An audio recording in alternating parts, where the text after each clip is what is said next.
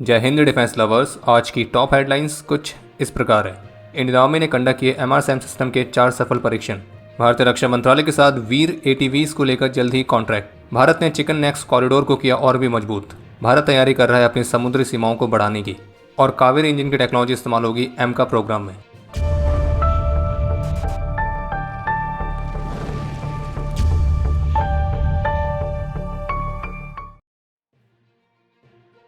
तीन और 4 अप्रैल को doctor APJ Abdul Kalam island से डीआरडीओ और इंडियन आर्मी ने medium range surface to air missile यानी कि एमआरसैम सिस्टम के आर्मी वाले वर्जन के 4 सफलतापूर्वक उड़ान परीक्षण आयोजित किए हैं। और इन 4 ऑपरेशनल फ्लाइट ट्रायल्स के दौरान इस एमआरसैम सिस्टम को हाई स्पीड एरियल टारगेट्स के खिलाफ टेस्ट किया गया था, और जिसमें इन मिसाइल्स ने डायरेक्ट हिट के साथ इन एरियल टारगेट्स को इंटरसेप्ट करके सफलतापूर्वक डिस्ट्रॉय किया है।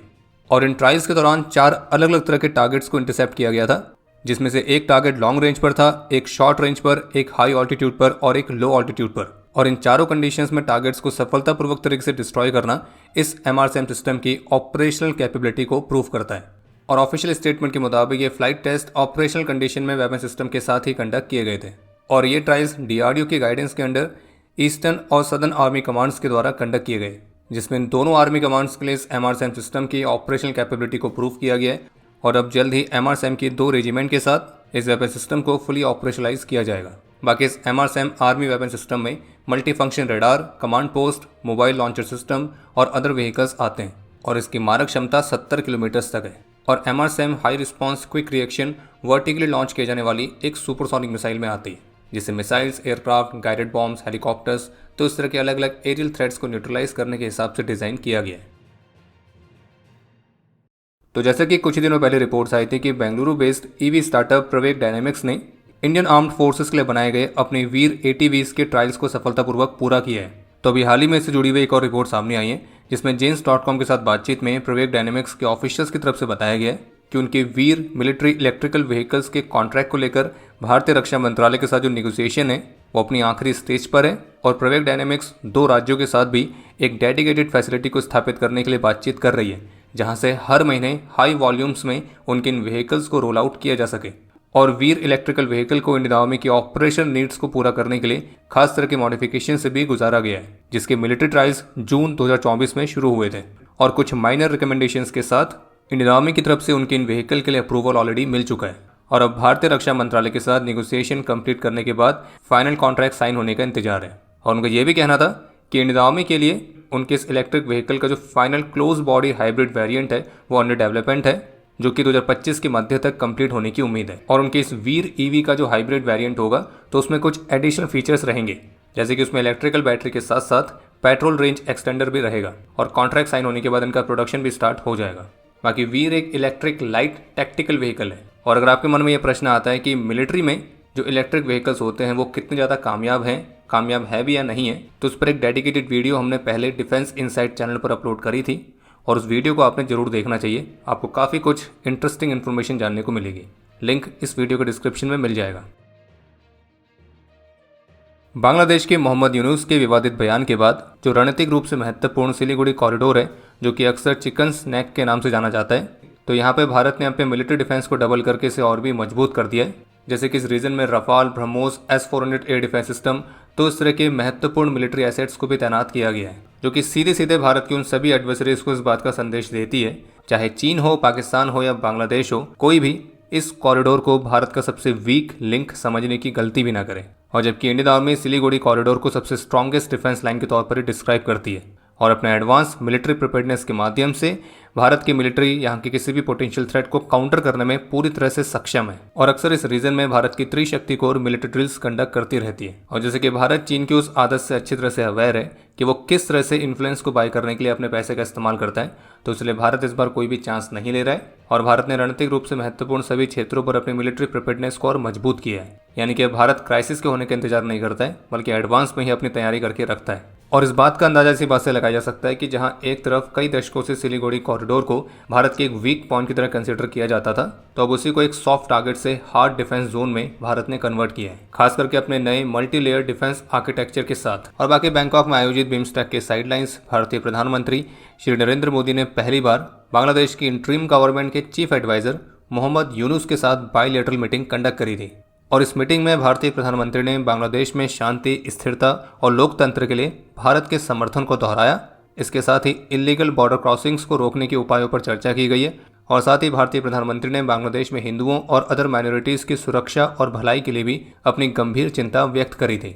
फिर इसके बाद इस बायलैटरल मीटिंग को लेकर बांग्लादेश के विदेश मंत्रालय की तरफ से जो ऑफिशियल स्टेटमेंट आई है, तो उसमें जहां उन्होंने एक दूसरे को सपोर्ट करने वाली कमिटमेंट को दोहराया, तो उसके साथ ही उसमें यह भी लिखा गया है कि बांग्लादेश के चीफ एडवाइजर ने भारतीय प्रधानमंत्री के साथ बातचीत में सोवरन इक्वलिटी, टेरिटोरियल इंटीग्रिटी और आंतरिक मामलों में कोई भी हस्तक्षेप न करने वाले सिद्धांतों को लेकर बायलैटरल टाइज की इंपॉर्टेंस को हाईलाइट किया था। और रही बात माइनॉरिटीज़ वाले इशू की, तो उसको लेकर इस स्टेटमेंट में लिखा गया है कि इन इश्यूज़ में कथित तौर पर एक्सट्रीमिज्म और माइनॉरिटीज़ के उत्पीड़न के मुद्दे उठे हैं और बांग्लादेश के चीफ एडवाइजर ने सोशल मीडिया प्रोपेगेंडा के खिलाफ भारतीय पक्ष से रियलिटी चेक करने का आग्रह किया गया है। यानी कि एक तरह से वो ये कहना चाह रहे हैं कि सोशल मीडिया पर बांग्लादेश की जो माइनॉरिटीज़ के खिलाफ इश्यूज़ दिखाए जा रहे हैं वो एक तरह का प्रोपेगेंडा है, रियलिटी कुछ और ही है।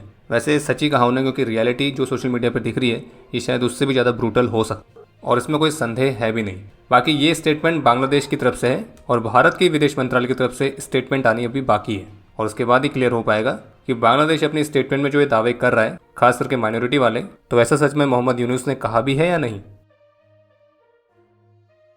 भारतीय रक्षा मंत्रालय ने ऐसे किसी भी प्रस्ताव से इनकार किया है जो कि आर्मी के रिक्रूटमेंट में मेल और फीमेल कैंडिडेट्स के बीच फिजिकल टेस्ट पैरामीटर्स को कम करने की बात करता है।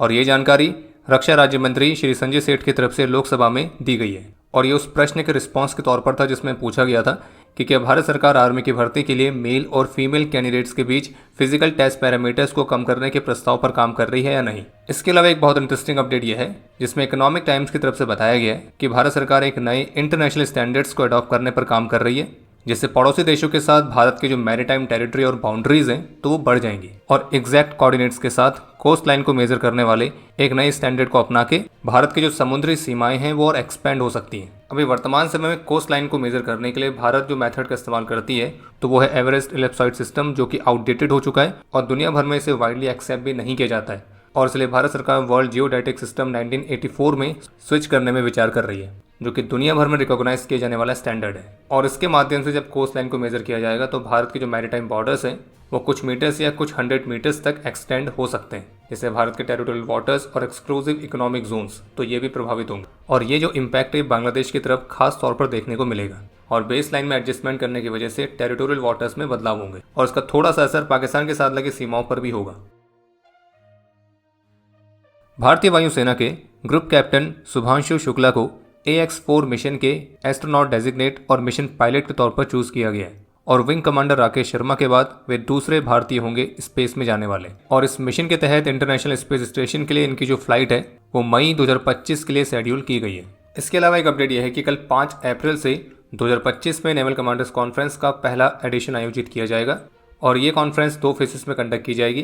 पहला फेज कारवार में 5 अप्रैल को आयोजित होगा, जबकि दूसरा फेज नई दिल्ली में 7 से 10 अप्रैल तक आयोजित किया जाएगा। इसके अलावा एक इंटरेस्टिंग अपडेट यह है जिसमें इकोनॉमिक टाइम्स की रिपोर्ट में टॉप ऑफिशियल्स के हवाले से बताया गया है कि गोदरेज एंटरप्राइजेस ग्रुप का जो एरोस्पेस डिवीजन है तो वो मिलिट्री के लिए भारत सरकार के 5th generation fighter jet engine को विकसित करने वाली योजना में एक की पार्टनर के तौर पर शामिल होने की तैयारी कर रहा है। और कंपनी के सीनियर ऑफिशियल का कहना है कि पिछले 2 वर्षों में कावेरी डेरिवेटिव इंजन की मैन्युफैक्चरिंग में जो उन्होंने अनुभव प्राप्त किया है तो वो अनुभव उन्हें जेट इंजन डेवलपमेंट में शामिल होने के लिए एक क्रूशियल स्किल्स प्रोवाइड करता है, जो कि भारत के 5th जनरेशन फाइटर जेट्स को पावर देंगे। और उनकी तरफ से भी बताया गया कि कावेरी इंजन प्रोग्राम के माध्यम से जो टेक्नोलॉजिकल कैपेबिलिटीज़ हमने बिल्ड करी हैं तो वो भारत के 5th जनरेशन एम का प्रोग्राम में यूटिलाइज की जाने वाली है। और जानकारी के लिए आपको बता दें कि 2023 में जो गोदरेज एंटरप्राइजेस है वो भारत की पहली ऐसी प्राइवेट एंटिटी बनी थी जिसने DRDO के कावेरी डेरिवेटिव इंजन के 8 मॉड्यूल्स की मैन्युफैक्चरिंग के ऑर्डर्स प्राप्त किए थे और 2 वर्षों के टाइम पीरियड के अंदर कंपनी ने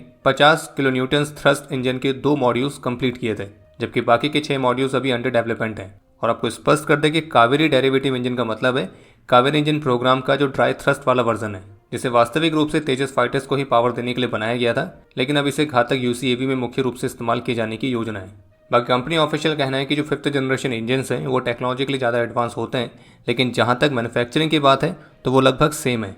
इसमें एलॉयज इस्तेमाल होंगे वो सेम होंगे, वेल्डिंग सेम होगी, इसमें जो हीट ट्रीटमेंट, सरफेस ट्रीटमेंट, तो इन सब की जो रिक्वायरमेंट होती है तो वो भी सेम रहेंगे। और कंपनी ने कावेरी इंजन प्रोग्राम के माध्यम से टाइटेनियम में काम करने का एक्सपीरियंस एक्वायर किया है और कंपनी को पता है कि इस तरह के मेटल्स को किस तरह से हैंडल किया जाता है। और गोदरेज ने एरो इंडिया शो के दौरान एडीए के साथ एक एमओयू भी साइन किया है, जिसमें वे 5th जनरेशन एम का प्रोग्राम के लिए फ्लाइट कंट्रोल एक्चुएटर्स को स्वदेशी तौर पर मैन्युफैक्चर करेंगे। बाकी अभी हाल ही में जामनगर में जो एयरफोर्स का जैगवार एयरक्राफ्ट क्रैश हुआ था, जिसमें हमने अपने एक एयर वॉरियर को खोया है, और जैसे कि एयरफोर्स की तरफ से क्लियर किया गया था कि ये जो क्रैश है ये तकनीकी खराबी के कारण हुआ था, लेकिन इसी घटना को लेकर पाकिस्तान की तरफ से एक नया तरह का प्रोपेगेंडा रन किया गया है, खास करके उनके सोशल मीडिया अकाउंट्स के माध्यम से। जैसे पाकिस्तान के सोशल मीडिया के जो कीबोर्ड वॉरियर्स हैं वो ये क्लेम कर रहे हैं कि जैगवार जो क्रैश हुआ है वो तकनीकी खराबी के कारण नहीं हुआ है, बल्कि पाकिस्तान एयरफोर्स ने उसको शॉट किया है लगभग 200 किलोमीटर से। खैर, इस तरह के दावों को लेकर तो हम बस इनको यही कहना चाहेंगे कि सूखा नशा सेहत के लिए बेहद ही हानिकारक होता है। बाकी अब समय है आज के इतिहास का। आज के दिन 2019 में बीएसएफ के एएसआई विपुल बोहरा, कांस्टेबल सीलम रामकृष्णा, कांस्टेबल इशरार खान और कांस्टेबल तुमेश्वर ने अपना सर्वोच्च बलिदान दिया था। बाकी आपके लिए आज का प्रश्न है कि भारत के फर्स्ट लाइन ऑफ डिफेंस किसे कहा जाता है। और अब समय है आज के टॉप 3 कमेंट्स का, जो ये रहे आपकी स्क्रीन पर।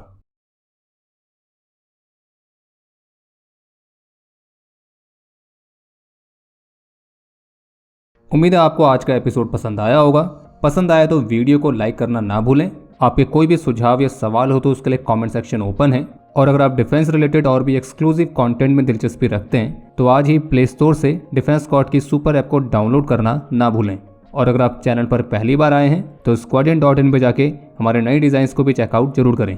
बाकी जल्द मिलेंगे नए एपिसोड के साथ। तब तक के लिए जय हिंद, जय भारत।